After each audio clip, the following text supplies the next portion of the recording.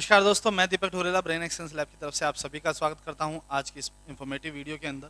आज की जो वीडियो होने वाली है वो डीएमआईटी के अंदर बहुत इंपॉर्टेंट टॉपिक है। आईक्यू, ईक्यू, एक्यू, सीक्यू, इन टॉपिक के बारे में हम डिस्कस करेंगे कि क्या होते हैं, इनको कैसे एक्सप्लेन करना चाहिए। और ये रिक्वेस्ट जो है ये हमारे ही एक ट्रेनी है, उन्होंने अभी वेस्ट बंगाल में अपना बिजनेस स्टार्ट किया है और वहाँ से उन्होंने रिक्वेस्ट किया कि इसके ऊपर थोड़ी सी एक डिटेल्ड वीडियो बनाई जाए। तो अगर कोई व्यक्ति चाहता है कि वो एक्सप्लेन करना सीखे आईक्यू, ईक्यू, एक्यू, सीक्यू को, ये क्या होते हैं, कैसे एक्सप्लेन की जाती हैं, इनमें कब कब चेंजेस आते हैं, तो ये वीडियो आपके लिए है। और चैनल सब्सक्राइब ज़रूर कीजिएगा। आगे बढ़ने से पहले उम्मीद करता हूँ ये वीडियो आपको अच्छी लगेगी। चले स्टार्ट करते हैं देर ना करते हुए। यहाँ पे समझिए, जब हम डीएमआईटी काउंसलिंग की बात करते हैं ना तो बहुत ज़्यादा कॉन्ट्रडिक्शन आते हैं इस पेज के ऊपर। कई बार ये होता है एक बच्चे की लॉजिकल इंटेलिजेंस ज़्यादा अच्छी नहीं आ रही है लेकिन आईक्यू ज़्यादा अच्छा है, आईक्यू 148 पहुंचा हुआ है। अगर मान लो लॉजिकल इंटेलिजेंस ज़्यादा अच्छी नहीं है तो आईक्यू नॉर्मल बच्चों जैसा आया हुआ है। अब ये आईक्यू नॉर्मल कितना होता है, कहाँ किस कैटेगरी को आप ये कह सकते हैं कि ये नॉर्मल है, किसको कह सकते हैं वीक है और अप है। अगर आप इस फॉर्मेट को फॉलो करते हैं, 21 फिंगर पैटर्न वाली इस रिपोर्ट फॉर्मेट को फॉलो करते हैं, तो यहाँ पे समझिए अगर 80 to 120 के बीच में है IQ, EQ, AQ, CQ, 80 to 120 मतलब 80 तो मिनिमम है, इससे नीचे गया तो बहुत पुअर। 80 से ऊपर चल रहे हैं तो कहीं ना कहीं वो चीज़ें नॉर्मल बच्चों जैसी हैं, 120 स्टैंडर्ड। 120 से ऊपर है तो बचपन से ही आईक्यू लेवल अच्छा होना चाहिए, ये सब में मैच करेगी 120 से ऊपर वाली। अब ये 120 से ऊपर आ गया, अब क्या होता है देखिए साफ साफ लिखा हुआ है, ability to apply logic and thinking rationally. सबसे पहले समझिए, डायरेक्टली लॉजिकल सोचने की एबिलिटी इस बच्चे में है या नहीं, रैशनल सोचने की एबिलिटी इस बच्चे में है नहीं है।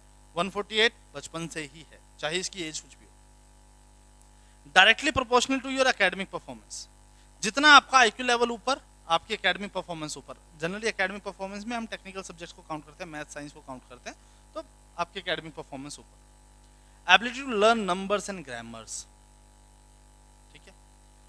प्रॉब्लम सॉल्विंग स्किल्स, कि हाँ ये लॉजिकली किसी प्रॉब्लम को सोल्व कर सकते हैं नहीं कर सकते, किसी कॉम्प्लेक्स सिचुएशन से बाहर निकलने की एबिलिटी इनके अंदर होगी नहीं होगी। एक और चीज, high IQ doesn't mean more intelligent. अब इसको समझना, ये इंटेलिजेंस की परिभाषा जो है ये नंबर्स नहीं है, मार्क्स नहीं है। एकेडमिक परफॉर्मेंस डजंट मीन कि बहुत ज्यादा इंटेलिजेंट है, ठीक है।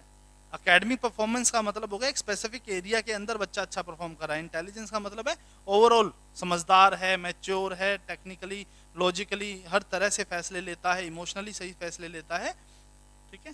तो आईक्यू कहते हैं कि भाई इसका आईक्यू ज्यादा, ये तो बहुत ज्यादा इंटेलिजेंट है, नहीं, जरूरी नहीं है ना उसको बाकी लाइफ की चीजें भी आती हों। इंटेलिजेंस का मतलब है हर चीज में ऑलराउंडर होना, अच्छा होना, ठीक है, नॉर्मल से तो अच्छा होना।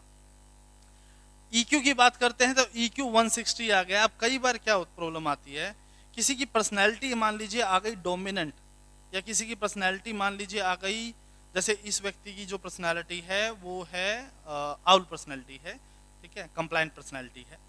अब ऐसे केस में उस पर्सनैलिटी की जो ट्रेड्स है ना उसमें इमोशंस ज्यादा दिखते नहीं, वो अपने इमोशंस को अंदर रखते हैं, वो ज्यादा एक्सप्रेस नहीं करते हैं, ज्यादा इमोशनली कनेक्ट नहीं होना चाहते, वो थोड़ा आइसोलेटेड रहना पसंद करते हैं और दूसरों के इमोशंस को कई बार हर्ट भी कर देते हैं।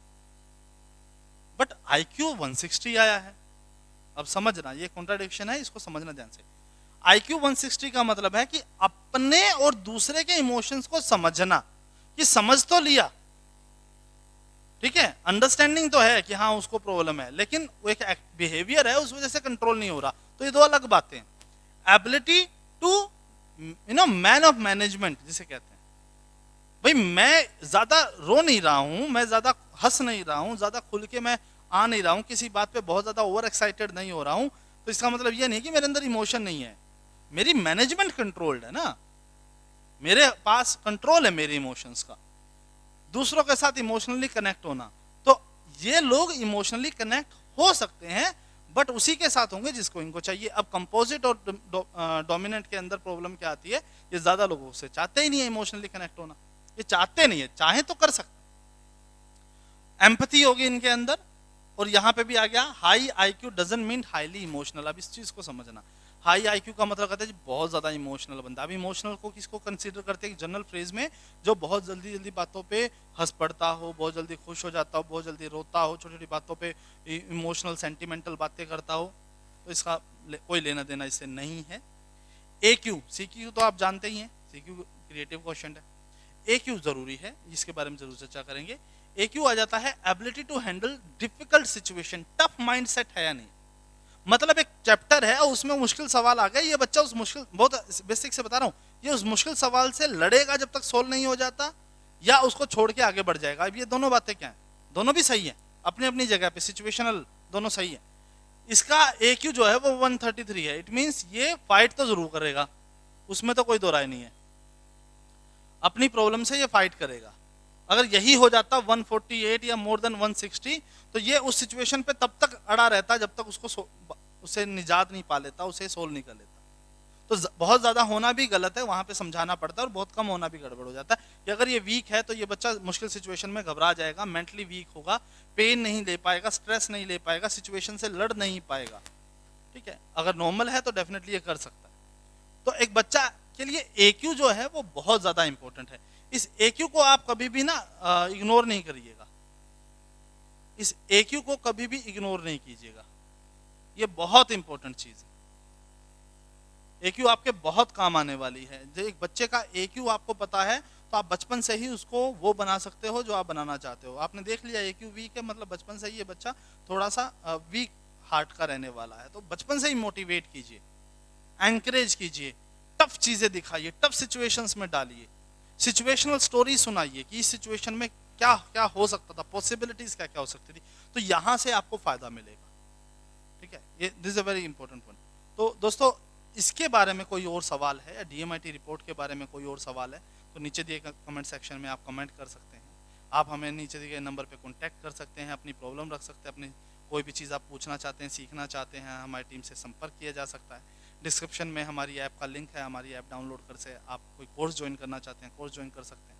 1-to-1 मुझसे लाइव सेशन लेना चाहें तो आप नीचे दिए गए नंबर पर कॉन्टैक्ट कीजिए। कोई भी सवाल आता है, दिक्कत आती है DMIT में, मिड ब्रेन में, मेमोरी चैंपियन में, किसी भी NLP के अंदर, किसी भी प्रोग्राम में आपको ब्रेन डेवलपमेंट के फील्ड में, तो आप हमसे संपर्क कर सकते हैं। उम्मीद करता हूँ ये वीडियो आपको इन्फॉर्मेटिव लगी होगी।